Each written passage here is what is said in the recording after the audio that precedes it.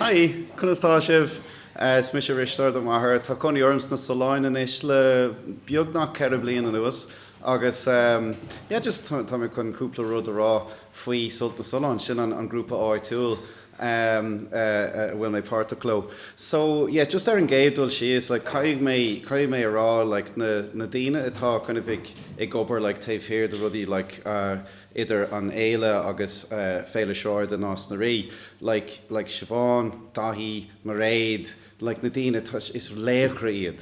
Just an méid fuinineh atá aá like agus Etna agus Moira like an Tony like den leis an ceol like an méid ibre atá dhéanamh aá like just their son cultúr na hÉireann agus their son na Gaeilge like chuann sé glundar chrí orm.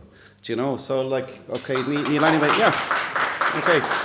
So actually tá poetry in beagorm like mar go raibh mé ag so gach céad is tríú iad den bhí bíon ceol ann agus like bím si kind of bhórm go céile like bí ag fécinn ar daoine ag dul like hart like na ceoltóirí agus banan stad asta like ó am go céile tá stadan siad agus bíon siad ag stána ar like an níl or duine kind of like ag sin ceol. So it's rud an speisialta é sin.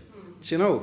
Agus tá si just as anyway, looks bílum agus like ní raibh aine ann like chun caintlam as Gaeilge ar so like bílum like más má táta san áit. Okay, bugger okay, here we go. So féinlas an. Okay, so bíon like morán rud kind of like ag tarla sin like deire mílúna sa an deire seachtainna deireannach measam kind of mílúna sa gach bliain agus bíon imachtaí ceol agus imachtaí cultúrtha arsúil agus tógan bíon stáite kind of mór ann ar cias agus bíon kind of like na ceoltóirí ar fad kind of ar feagan lei agus like haar gála measam like agus golóir imachtaí cultúrtha arsúil freisin. So so bíon sé sin so be sé sin arsúil a rí sé deire mílúna sa más má le teacht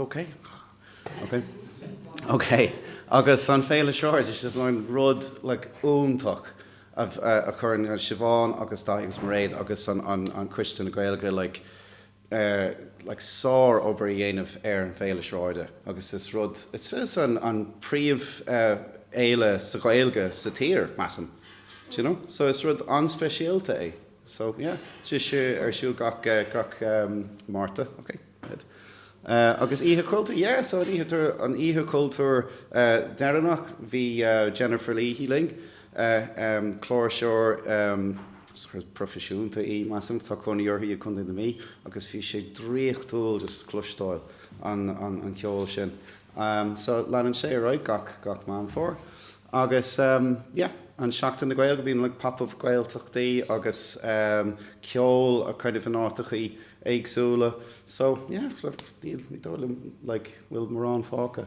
Tá mí de gcónaí kind of like I leir kind of bhil nuair sin an rud céine do gach duine measam like just a gcónaí kind of like I smaoinemh faoi bailí éagsúla go bailí nua kind of daoine a thuirta seach snágriíochta seo.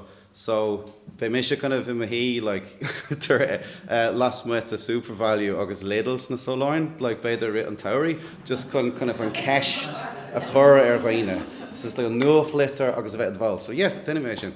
So it's cuma. Okay, agus ceann bhain eile measam? No, sin é. Okay. We're grand.